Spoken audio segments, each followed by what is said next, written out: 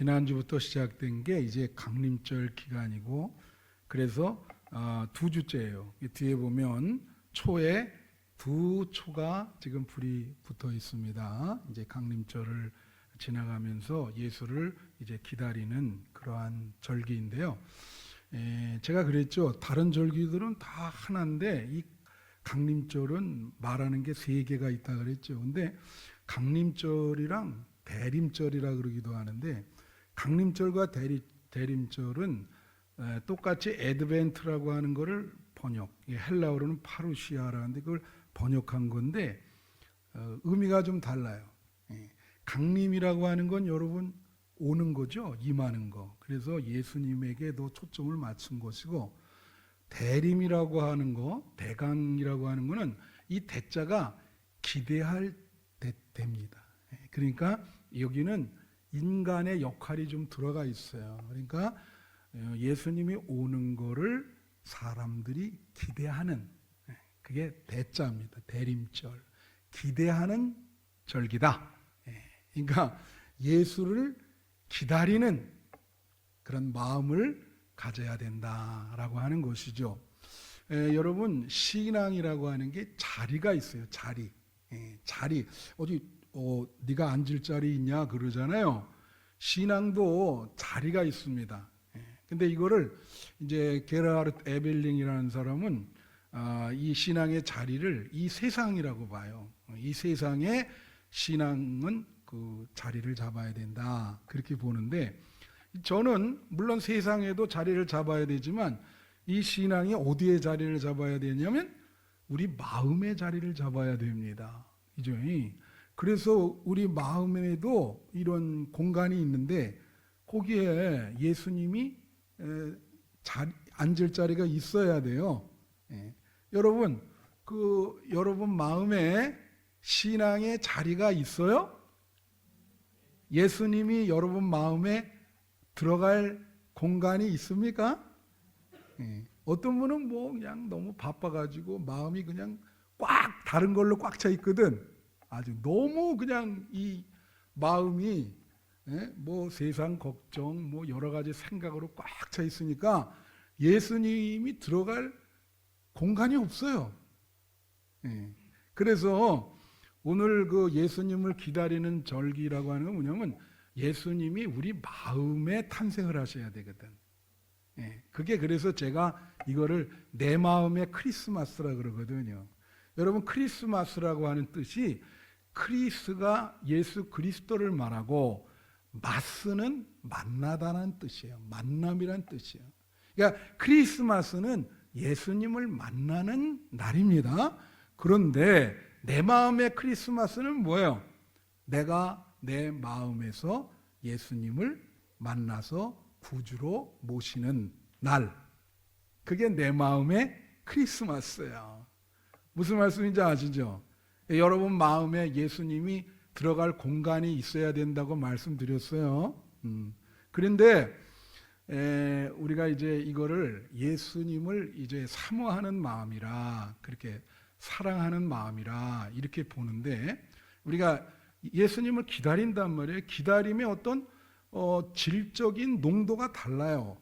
그냥 기다리는 사람이 있고 정말 심하게 애타게 기다리는 사람이 있어요. 아가서에 보면은 하나님을 님으로, 예수님을 님으로 그렇게 표현하면서 님이 이렇게 집에 오는데 언제 올지 모르니까 밤을 하얗게 새면서 님이 오기를 기다리는 그런 내용이 있어요.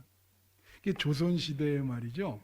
작자미상의 그 시조가 있는데 그게 제목이 뭐냐면 님이 오마 하거늘, 그런 제목인데 그 내용이 뭐냐면은 이 여자분이 이제 밥을 먹고 있다가 저쪽에 그냥 그게 이제 삼나무 줄기인데 그게 님이 오시는 줄 알고 밥 먹다가 온통 생각에 이 님 생각밖에 없는 거예요. 그래갖고 이렇게 먹다가 저기 보니까 안개 속에 무슨 삼나무가 있는데 그 줄기가 있는데 그게 자기 님이 오는 줄 알고요. 밥 먹다가 갑자기 버선팔로 나가가지고 이 옷도 막 이렇게 입고 확 뛰어가서 보니까 나무줄기야 이게. 그런 거를 마음을 이렇게 했어. 그래야 그 시조가 얘기하는 건 뭐죠? 이 여인의 마음이 이미 님에게 가 있는 거예요. 오는데 아주 기다려야 되는데 이게 너무 사모하니까 마음이 거기 가 있어. 다른 생각은 안 나. 이게 이 인생은 기다리는 건데, 님을 기다리고, 그죠? 여러분은 누구를 기다리세요? 예. 그리고 예수님이 들어갈 자리가 있으신가? 누구를 기다리시는가? 뭘 기다리시는가? 그래서 기다리는 절기인데, 오늘 본문은 뭐냐면요, 예수님을 기다리는 마음은 어떻게 돼야 되는가? 우선 예수님을 기다리고 사모하는 마음을 갖고 있어야죠. 그때 우리가 어떤 마음이 돼야 되는지를 오늘 본문을 통해서 짤막하게 말씀을 드리려고 그래요. 이 첫째가 뭐냐면 화평의 마음입니다. 그래서 오늘 본문의 3절에 보면 이런 말이 있어요. 다툼을 멀리하는 것이 사람에게 영광이거늘 미련한 자마다 다툼을 일으키느니라. 네? 우리 여기 지금 촛대가 지금 5개 있잖아요. 마지막 5번째는 성탄절날 예수님 탄생을 의미하고요. 이 촛대가 다 의미가 있어요. 지난주에 킨 거는 기다림과 소망을 얘기하고, 이번 주에 킨 거는 회개를 의미합니다. 그래서 예수님을 기다리면서 우리가 잘못 사는 거를 회개해야 된다. 오늘은 회개하는 그 날이에요. 그래서 촛불을 키우고요. 다음 주에 3번째 촛불은 사랑과 나눔을 상징합니다. 그래서 이웃의 고통, 그거에 가만히 있지 말고 우리가 사랑을 나눌 때에 예수님이 그런 마음에 온다. 그거예요. 그리고 마지막 4번째는 뭐냐면 만남과 화해입니다. 바로 이건데, 화해를 시키는 그런 마음, 평화로운 마음, 화평의 마음, 평강의 마음에 예수님이 탄생한다는 거지. 그래서 예수를 기다리는 마음은 화평의 마음인데, 오늘 본문 3절에 보면 다툼을 멀리하는 것이 사람에게 영광이다 그랬어요. 이걸 한번 해석을 하면, 여러분, 사람에게는 다툼이 없는 데가 없어요. 어디든 다툼이 있습니다. 이게 크게 되면 뭐가 되죠? 전쟁. 근데 사람은 다투면 이길라 그래, 승리. 전쟁도 그렇잖아요. 그래서 이기는 것이 영광이다 이렇게 생각하는데, 성경은 그렇게 얘기하지 않아요. 뭐라고 얘기하냐면 다툼을 멀리하는 것이 사람에게 영광이래요. 그러니까 아예 다투는 데는 가지 않고, 다투지 않고 다툼을 일으키는 원인을 제공하지 않는 것이 그에게 영광이다. 그게 영광이라는 거예요. 그게 영광이다, 그 사람의. 옛날에 보면 고려시대 서희라는 장군이 다투지 않고 그냥 회담을 통해서 다 물러가게 했잖아요. 그래서 그 유명한 일화가 있는데, 근데 미련한 자마다 다툼을 일으키느니라 그렇게 얘기를 하죠. 그래서 여러분, 마음에 늘 싸우는 것을 말리고, 그리고 화해를 시키고 화평하는 마음 속에 예수님이 탄생한다. 예수님은요, 성경에 보면은 중간에 막힌 담을 하시고, 에베소서에 보면은 서로 화해를 시키신다. 그렇게 나와 있어요. 예수님이 그걸 하기 위해서 오시는 거예요. 그렇게 노력하는 사람의 마음 속에 예수님이 탄생하는 것이죠. 그래서 로마서 14장 17절에 보면 이런 말이 있어요. 하나님의 나라는 먹는 것과 마시는 것이 아니요 오직 성령 안에 있는 의와 평강과 희락이라 그랬습니다. 자, 이게 무슨 뜻이냐면, 하나님의 나라는요, 죽어서 가는 하나님의 나라가 있고, 이 땅에 우리 사회 속에 임하는 하나님의 나라가 있고, 또 우리 마음 안에 임하는 하나님의 나라가 있어요. 예수님께 제자들이 물었어요. 하나님 나라가 어디 있냐 물었더니 예수님이 대답하기를 뭐라 하냐면 네 마음에 있다. 그렇게 얘기를 했거든요. 그럼 하나님의 나라가 내 마음에 도래해서 내 마음이 하나님의 나라가 되려면 뭐라 그래요? 이게 먹는 거 마시는 게 아니고 의와 평강과 희락이라. 그러니까 여러분 마음이 평강이 있으면 하나님이 나라인 거예요. 여러분 마음이 천국인 줄로 믿습니다. 예. 그래서 우선 여러분 마음부터 괴로움이 없어야 돼. 갈등이 없어야 돼. 여러분 마음부터. 그 마음이 편안해야 다른 사람과도 다 편안한 거예요. 그렇지 못하면 다 힘들죠. 그래서 여러분 화평한 마음 속에 예수님이 오신다는 걸 명심하세요. 네. 둘째로 자신의 때와 상황을 잘 아는 마음이다. 자신의 때와 상황. 자신의 때와 상황을 모르는 사람도 있나? 그죠? 모르는 사람도 있을 수 있어요. 이게 뭐가 나오냐면 오늘 4절 말씀 한번 보십시다. 게으른 자는 가을에 밭갈지 아니하나니 그러므로 거둘 때에는 구걸할지라도 얻지 못하리라. 이렇게 나왔습니다. 여기 가을에 밭을 간다. 가을에 밭을 가는 것도 있나? 그죠? 이게 호레프라고 하는 히브리어인데 이게 가을도 되고 또 겨울도 돼요. 근데 이거를 이 표준 세배 번역에서는 뭐라고 번역했냐면 제철에, 가을이라는 말을 빼고 제철에 밭 갈지 아니한다. 게으른 사람은 제철에 갈아야 될 그 시기에. 이게 무슨 말이냐면 왜 그렇게 그 표준 세배 번역에서 왜 그렇게 번역했을까? 여러분 이게 재밌어요. 왜냐하면 중동이거든요. 이게 이스라엘 그쪽 사막 기후. 거기는 솔직히 얘기해서 봄, 여름, 가을, 겨울을 구분하기가 쉽지 않아요. 물론 약간 차이가 있지만은 근데 전 세계에서 이 사계절을 가장 뚜렷하게 구분할 수 있는 데가 한국입니다. 그래서 산업이 발전되죠. 왜 발전될까? 봄에는 여름 옷을 준비해야 되고 여름에는 가을 옷을 준비해야 되고 가을에는 겨울 옷을 준비해야 되니까 산업이 발전되지. 사계절이 있잖아요. 적도에 사는 사람은요 팬티 한 장이면 1년 나요. 다른 게 뭐가 필요 있어? 그 사람 뭐 만들 것도 필요가 없어요. 먹는 것도 다 떨어지는데 게으르죠. 그러니까 잘못하면 그 사람들 다 게으른 게 아니라 잘못하면 혹시 또 적도에 있는 사람이 들으면 어떡해. 그잖아요. 그러니까 이건 뭐냐면 게으른 자는 시간, 때를 인식하지 못하는 거야. 타이밍이 안 맞아. 타이밍이. 쉽게 말하면 일의 순서를 몰라요. 타이밍이 안 맞고 일의 순서를 몰라. 그리고 일에 대해서 자기가 주도권이 없어요. 그래서 어려움이 있을 때는 그냥 포기해요. 여러분 개미와 배짱이 보면 아시잖아. 개미는 어떻게 해? 미래를 위해서, 겨울을 위해서 열심히 이거 겨울에는 양식이 없구나. 열심히 부지런하잖아. 배짱이는 어때? 겨울을 인식하지를 못해. 때를 인식하지 못한다고.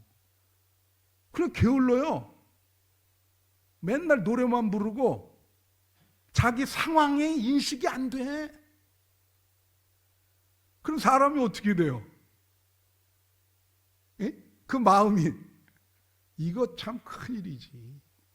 전도서 3장 2절부터 7절에 이런 말이 있어요. 날 때가 있고 죽을 때가 있으며 심을 때가 있고 심은 것을 뽑을 때가 있으며 인자와 진리가 내게서 떠나 저렇게 이거 뭐냐? 이거 틀렸다. 왜 이게 나오니? 계속 때인데. 하여튼 뭐가 이게 잘못됐는데 계속 때예요. 3장 2절부터 7절은 뭐 먹을 때가 있고 무슨 뭐 울을 때가 있고 웃을 때가 있고 계속 그렇게 나와요. 그래서 여기 이제 됐네. 그거 왜 들어가는지 모르겠다. 그게 울 때가 있고 웃을 때가 있고 슬퍼할 때가 있고 춤출 때가 있고 5절 돌을 던져버릴 때가 있고 돌을 거둘 때가 있고 안을 때가 있고 안는 일을 멀리할 때가 있고 6절 찾을 때가 있고 잃을 때가 있고 지킬 때가 있고 버틸 때가 있고 버릴 때가 있고 찾을 때가 있고 꿰맬 때가 있고 잠잠할 때가 있고 말할 때가 있고 계속 뗍니다. 그래서 뭐라고 그러냐면 지혜로운 사람은 때를 잘 분별한다. 아까 장로님 기도할 때 그랬어요. 잘 그 지도자를 분별할 수 있도록 지혜를 달라. 이게 때를 인식하는 게 이렇게 중요한 거예요. 여러분, 게으른 사람은 그 때를 인식하지를 못해. 그리고 자기 상황을 인식 못하는 건 뭐예요, 여러분? 자기가 지금 어려운데 어렵다고 하는 것을 인식을 못해. 그렇죠?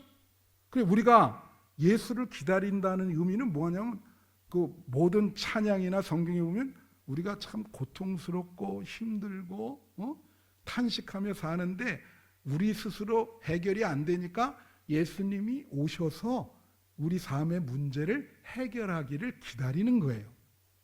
그래서 예수님을 기다리는 거예요. 그랬을 때 자기 상황 인식이 먼저죠. 그래서 여러분 우리의 또 이거를 어떤 존재론적인 상황으로 한번 보십시다. 그게 뭐냐면 우리 인간은요 영원히 살 수 없어요. 그죠? 그리고 우리는 정말 찰나를 사는데 참 허무하죠? 다 죽음의 문제를 앞두고 있습니다. 이걸 유한성이라 그래요. 이걸 어려운 말로. 유한한 생을 산다는 문제를 안고 있어요. 근데 예수님이 오셔서 그 문제도 해결해 달라는 거예요. 그래서 여러분 전도서 3장 11절에 보면 이런 말이 있습니다. 한번 보세요. 하나님이 모든 것을 지으시되 때를 따라 아름답게 하셨고, 자, 때를 따라 아름답게 하셨대요. 또 사람들에게 영혼을 사모하는 마음을 주었다. 여러분에게 무슨 마음을 줬냐면 영혼을 사모하는 마음을 주셨다는 거예요. 여기는 이 영혼은요 하나님이라 그래도 되고 예수님이라 그래도 돼요. 여러분 죽을 때 다들 죽기 싫어하잖아요. 죽기 좋아하는 사람 봤습니까? 조금만 더 살았으면 좋았을 뻔했는데 그게 바로 영혼을 사랑하는 마음이에요. 동물에게는 그런 마음이 없어요. 영혼, 영생, 이거는 예수님이 주시는 겁니다. 할렐루야. 그러니까 지금 내 상황을 인식하면 나의 삶은 유한하고 지금 삶도 녹록지 않고 어려움과 고통 속에서 거하는데 예수님 빨리 내 마음에 오셔서 이 문제를 해결해 주세요. 그것은 자신의 때와 내가 얼마 살지 못한다는 때, 그 상황을 인식할 때만 예수님을 간절히 바라게 되는 거예요. 그거를 인식 못하는 분 많습니다. 내가 아까도 얘기했죠. 때를 인식 못, 배짱이처럼 상황이 어려운데도 자기 상황이 어렵다는 걸 인식 못해. 그러면 예수님을 사모하지 못하죠. 간절히 애타게 사모해야 여러분 마음에 오시는 겁니다. 할렐루야. 셋째로 충성의 마음이 있어요. 충성의 마음. 이거는 어디 나오냐면요 5절 6절 나와요. 자 5절 보십시다. 사람의 마음에 있는 모략은 깊은 물 같으니라. 그럴지라도 명철한 사람은 그것을 길어내느니라 그랬어요. 이게 무슨 뜻이냐면 사람의, 우리 그런 말 있죠? 이게 어떻게 되지? 한 길 사람의 마음속은 몰라도 10길 물속은 안다 그러나? 하여튼 나 이거 할 때마다 헷갈려요, 이상하게. 하여튼 근데 사람의 깊은 마음을 모른다 이거예요. 그죠? 몰라요. 여러분 사람 마음 진짜 모릅니다. 여러분 제가 여러분 마음 깊은 마음 몰라요. 내가 압니까? 궁예처럼 독심술을 하는 것도 아니고 관심법이라 그래가지고 야 그러면 너 영모하려고 그랬지? 막 이러니까 그게 관심법 아니에요. 여러분 알아요 그거?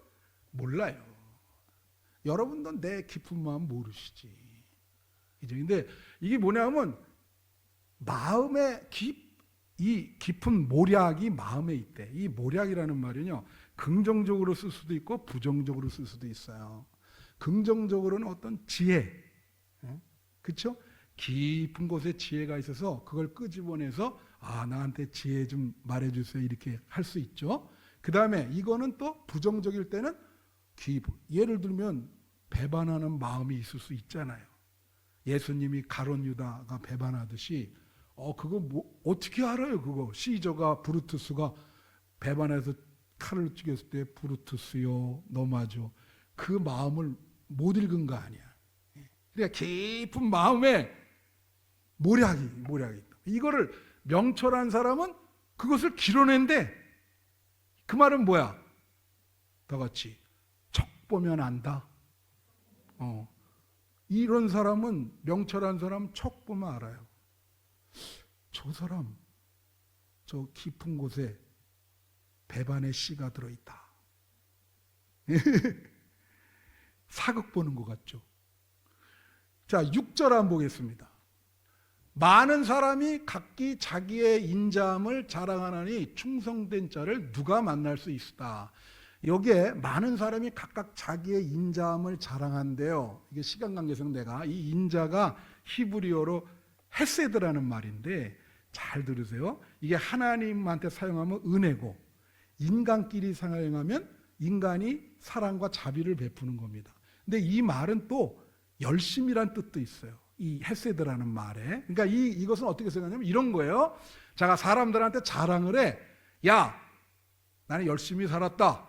그리고 나는 인간관계가 좋아. 그거예요 지금 이게. 자기의 인자를 자랑한다는 말은 내가 다른 건 몰라도 사람과의 관계 하나는 아주 잘해. 그래서 내가 공부는 못해도 내 여기까지 왔다는 거지. 그래서 사람들한테 막 자랑하네. 근데 그 사람한테 뭐라 그래요? 자, 이 두 사람한테 이걸 묻는 거예요. 어떤 사람? 아까는 이 명철한 사람인데 남의 마음을 알 수 있다. 그런 사람. 똑똑해 그래서. 근데 그 사람도 믿을 수 없다는 거지 이거는.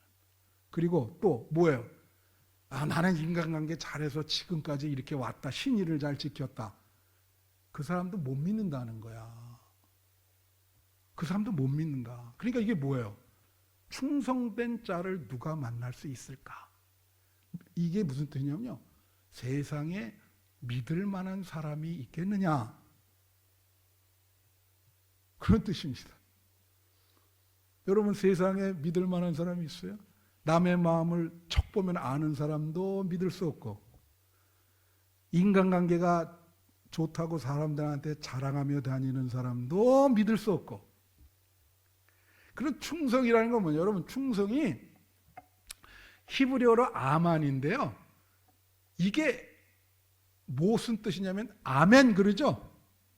아멘이 충성이에요.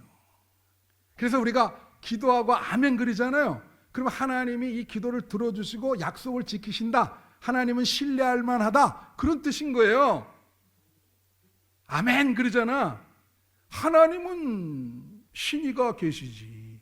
그래서 믿음이라고 하는 말과 이 아만, 충성이라는 말이 동의어예요. 믿음은 충성된 곳에서 자라나게 돼 있는 거예요. 충성스러운 마음 속에서 믿음이 자라는 거예요. 그리고 그 충성스러운 마음 속에 예수님이 오시는 거예요. 여러분 이 충성을요. 영어로는 이 영어 번역을 보면 두 단어를 써요. faith라는 단어, 이게 믿음이라는 단어고 인테그리티라는 말을 씁니다. 이 인테그리티가 통합이라는 말이에요. 통합. 통합이란 말인데 미국 학교에 가면 교육 목표가 다 거의 100% 인테그리티야. 그러면 이 충성이 통합이라고 할 때 이게 무슨 뜻이 있을까? 여러분 충성이라는 건요. 통합성을 말하는 건데 통합의 반대는 뭐죠? 분열. 이중적인 거예요. 이건 분열돼 있어요. 그러니까 어떤 분은 뭐래요? 우리 다중자라 그러잖아. 다중자. 텔레비에서도 나왔었어요. 어떤 분은 말이야. 자가 막 7개, 8개 되는 분이 있어요. 도무지 종잡을 수가 없어 이 사람은. 그러니까 이게 무슨 정체성이 저 사람 뭐냐? 이게 분열. 그리고 이렇게 보면 바쁜 분들 있지. 그분들 조심해야 돼. 자신의 통합성을 한번 생각해 봐야 돼. 에? 왜 그러냐? 막 이 일, 저 일, 5개, 6개, 7개, 8개 하다 보니까 이게 막 다 분산됐어. 그러니까 어느 거 하나 집중적으로 해야 되는데 그게 안 되는 거지. 통합적인 게 안 되는 거예요. 이 정신이 분열돼가지고. 그래서 미국 사람들이 제일 강조하는 게 통합이야. 인테그리티. 그리고 이 충성은 또 뭘 말하냐? 정직이라는 게 있어요. 정직과 성실. 똑같은 말이에요. 정직과 성실이. 근데 한국 사람들이 신앙생활 열심히 하는데 정직하지가 못해요. 충성스러운 마음이 없어요. 그러니까 이게 문제인 거예요. 다 우리 정치, 사회, 경제 똑같아요. 다. 한국 사람 특징이 그래. 정직하지를 못해. 열심은 하는데 충성하지 못하죠. 그게. 그리고 이 충성에는 또 뭐가 있냐면 일관성이라는 게 있는 거예요. 다 같이 일관성. 일관성의 반대는 뭐죠? 변도. 이건 사람이 조변석계처럼 막 변덕스럽네. 그런 사람 신앙생활하기 어려워요. 뭔가 이제 일관적인 게 이게 있어야 예수님도 일관적으로 이렇게 딱 변하지 않고 평생 동안 흔들리지 않고 님처럼 그렇게 믿으셔야지. 막 흔들리면서 마음이 그냥 계속 변하고 그거 어떻게 해요? 그거 대책이 없지. 여러분 충성스러운 마음을 갖기를 축원합니다.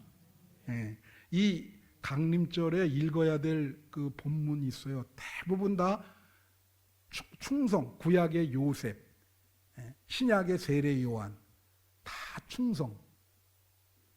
그런 거예요. 자, 시간 관계상 마지막 네 번째, 순종의 마음입니다. 요것은 7절에 나와 있어요. 예수님을 기다리는 마음이 순종의 마음인데 이게 뭐냐면 온전하게 행하는 자가 의인이라 그의 후손에게 복이 있느니라 그랬어요. 이 온전하다는 말이 히브리어로 토브라는 말인데 좋다는 말이야. 그러니까 온전하게 한다는 건 흠이 없는 거거든요. 저 사람이 행동을 하는데 흠이 없어. 이 행동이 좋아. 좋은 행동이다. 그런데 이 행하다는 히브리어로 할라크인데 이 행하다는 걷는다라는 것 똑같아요. 걷는다. 그러면 뭐예요? 좋은 길을 걷는다. 그건 뭐냐면 다른 뜻을 해석하면 바른 길을 걷는다. 정도를 걷는다는 거예요. 여러분, 자, 세상에 길이 여러 있는데요. 이게 바른 길을 걸을 때는 처음에는 고통스러워요. 그러나 이거는 꽃길입니다. 결국은 여러분이 복을 받는 꽃길이 돼. 근데 지금은 좋은데 이게 옳지 않은 길이에요. 근데 거기에 쾌락이 있어. 근데 그거를 갈 때는 나중에 역풍을 맞습니다. 그 고통이 수십 배로 돌아와요. 그거는. 그 에피쿠루스가 그거를 쾌락의 역설이라 그랬어요. 지금은 쾌락인데 이게 옳지 않은 길인데 갔다가 역풍, 엄청나게 고통이 다가와서 그 자기 생애를 망치는 거예요. 여기 뭐라 그래요? 바른 길을 걷는 자, 좋은 길을 걷는 자가 의인이래.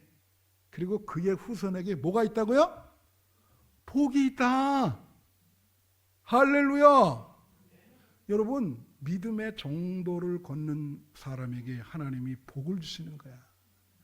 의인이 현실에는 고통을 당하지만 결과적으로는 자녀들도 잘 되고 후손도 잘 되고 그의 가는 길이 꽃길이 되는 겁니다.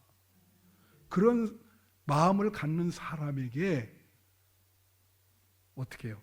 예수님이 오신다는 거예요. 그런 사람에게 예수님이 오신다는 거예요. 제가 말씀 마치면서 여러분, 언더우드라고 하는 분이 우리 감리교는 아펜셀러가 선교를 시작했고 1885년에 같이 들어왔어요. 장로교는 언더우드야. 이 사람이 연세대학 세우고 세브란스 병원 뭐 다 이거 하신 분이에요. 장로교 시작은 세문안교회도 이분이 세웠지. 근데 재미난 얘기 해줄게. 그 사람이 이제 1800년대 사람이 후반 사람이거든. 그래서 이제 우리 선교사로 왔는데 그 형이 미국에서 갑부였어요. 그 형이 뭘 만든 사람이냐면 전동 타자기 있잖아요. 이거. 그러니까 지금 시대로 같으면 이 스마트폰 만든 사람 누구야? 스티브 잡스. 그 사람 갑부됐죠. 이 언더우드의 형이 그 타자기를 만들어 가지고 갑부가 된 거예요. 그 시절에 미국에서 대부호. 그래갖고 이 동생이 한국 이 조선에 와가지고 이렇게 힘들게 막 시골에 다니면서 땀을 뻘뻘 흘리면서 막 고생한다는 소식을 듣고 편지를 했어. 뭐라고 했냐면, 야, 너 거기 가서 왜 이렇게 고생하냐? 너 빨리 미국으로 돌아오면 내가 이 회사 너한테 이게 이어줄 테니까, 넌 진짜 돈 걱정하지 않고 대부호로 살 수 있다. 근데 이 언더우드가 편지가 발견됐거든요. 편지를 뭐라고 보냈냐면, 나는 지금 이 조선에서 이 조선 사람들, 이 고통받는 조선 사람들에게 복음을 전하는 것에 기쁨이 있고 행복이 있습니다. 형님, 거기 가면 그런 기쁨과 행복은 못 맛볼 것 같아요. 이거 나 여기 너무 기쁘고 행복하고 이 조선 사람들 이 복음을 얼마나 잘 받아들이는지 내가 행복한 길이기 때문에 저는 이 길을 가겠습니다. 저가 이제 아버지가 제가 신학교 갈 때 막 뭐 윽박 지르고 막 그럴 때 기도하면서 제가 한 말이 그거거든요. 아니 아버지한테 내가 그랬어요. 이 다른 길보다도 아버님, 내가 이 목회 길을 가는 게 나한테는 행복합니다.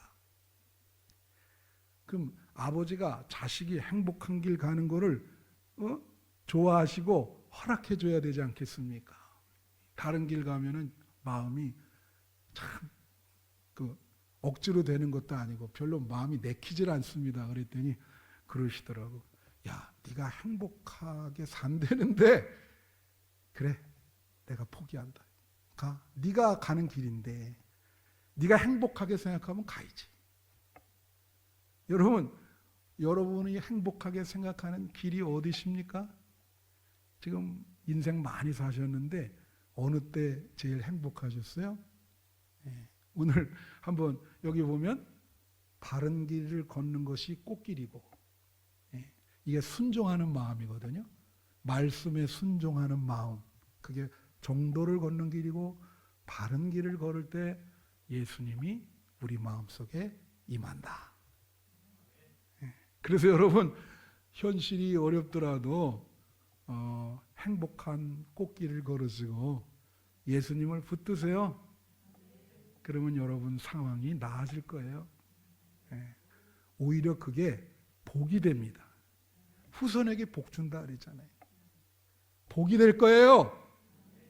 네, 우리 2024년 성탄절을 기대하면서 여러분 마음이 가난하고 겸손해서 예수님이 탄생할 자리가 있기를 축원합니다. 기도하겠습니다.